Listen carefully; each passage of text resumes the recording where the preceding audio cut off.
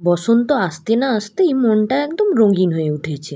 তাই ভাবলাম একটু কালারফুল কিছু ট্রাই করি। পিন্টারেস্ট দেখতে দেখতে এরকম একটা ডিজাইন আমার খুব পছন্দ হলো। আমি কিন্তু সেম পুরো রিক্রিয়েট করিনি, আমি ফ্লাওয়ারগুলো চেঞ্জ করেছি। হ্যালো বন্ধুরা, তোমরা সবাই কেমন আছো? আশা করি তোমরা সবাই খুব ভালো আছো। আমিও খুব ভালো আছি। আমার ব্যালকনি থেকে যে শিমুল গাছটা সারা বছর দেখা যায়, সেটাও আজ রঙে রঙে একদম রঙিন হয়ে উঠেছে আর জানান দিচ্ছে বসন্ত আগত দ্বারে। যতক্ষণ সময় পাই আমি ততক্ষণই শিমুল গাছটার দিকে তাকিয়ে থাকি। কি সুন্দর লাল রঙে পুরো সুসজ্জিত হয়েছে, মনে হচ্ছে যেন লাল রং দিয়ে কেউ পুরো গাছটাকে পুরো সাজিয়ে তুলেছে। তাই ভাবলাম আমিও একটু রঙিন কিছু ট্রাই করি। তাই আমি এখানে কমলা কালারের সুতো দিয়ে একটু ফুল করলাম। আমি এর আগে কিন্তু কমলা কালারের সুতো ব্যবহার করিনি কোনো কাজেই। এবার চলে আসি কাজে। প্রথমে আমি ডালগুলোতে কিন্তু আমি ডাল ফোড় বা স্টিম স্টিচ দিয়ে নিচ্ছি। এখন কিছুদিন যাবৎ আমি ডাল সেলাই করার জন্য ব্যাক স্টিচ বাদ দিয়ে এই ডাল ফোড় বা স্টিম স্টিচ ব্যবহার করছি। এখানে ডাল ফোড় করার জন্য আমি নর্মাল জামা কাপড় সেলাই করার সুতো ব্যবহার করেছি। ডাল ফোড় করার জন্য তুমি যদি জামা কাপড় সেলাই করার সুতো ব্যবহার করো তাহলে 3 তার সুতোই একদম বেস্ট। 3 তার সুতো নিলে সেলাইটা খুব সুন্দর হয়। এর থেকে কিন্তু মোটা সুতো নিলে ডাল ফোড়টা প্রচুর মোটা হয়ে যাবে। যদি তুমি ডাল মোটা না করতে চাও তাহলে কিন্তু 3 তার সুতো নিয়ে ডালটা সেলাই করতে হবে।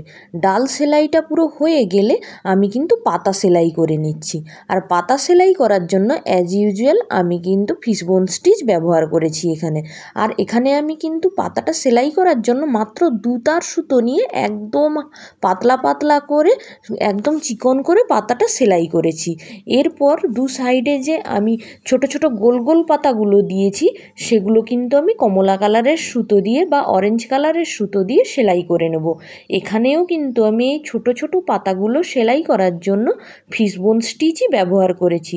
সাটিন স্টিচও কিন্তু এখানে ব্যবহার করা যেত, কিন্তু আমি একটু ফাঁকিবাজি করে দিয়েছি, কেননা ফিশবোন স্টিচটা আমার কাছে মনে হয় খুবই সহজ আর করতে খুবই তাড়াতাড়ি হয়ে যায়।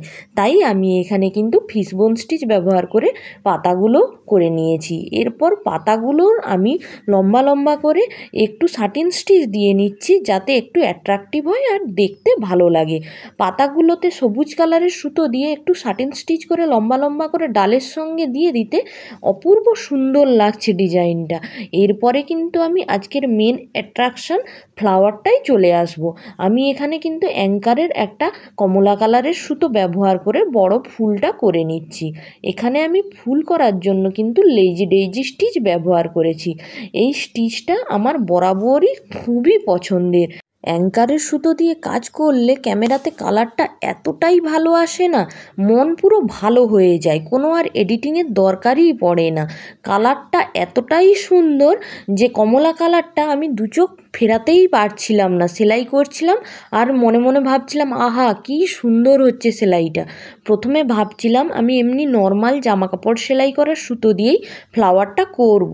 তারপরে কি মনে হলো, ভাবলাম না, আমার কাছে যেহেতু কমলা কালারের অ্যাঙ্কারের সুতো আছে আমি ওটাই ইউজ করি।